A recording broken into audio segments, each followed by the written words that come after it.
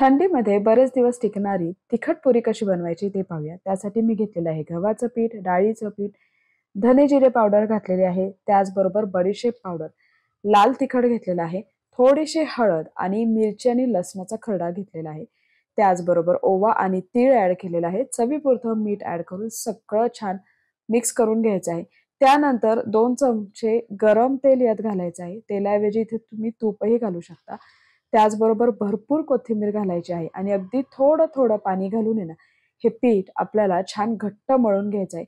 10 minute याला rest दिल्यानंतर आहे ना, पिठाचा एक मोठा गोळा करून घ्यायचा आहे आणि त्याची एक मोठी आपल्याला चपाती लाटून घ्यायची आहे आणि वाटीच्या किंवा प्लेटच्या साहाय्याने छान छोट्या-छोट्या पुऱ्या कट करून घ्यायच्या आहेत आणि या पुऱ्यांना आहे ना फोर्कच्या साहाय्याने कट मारून घ्या. त्यानंतर गरम-गरम तेलामध्ये पुरी तळून घ्या. मस्त अशा ह्या तिखट पुऱ्या खाण्यासाठी रेडी आहेत.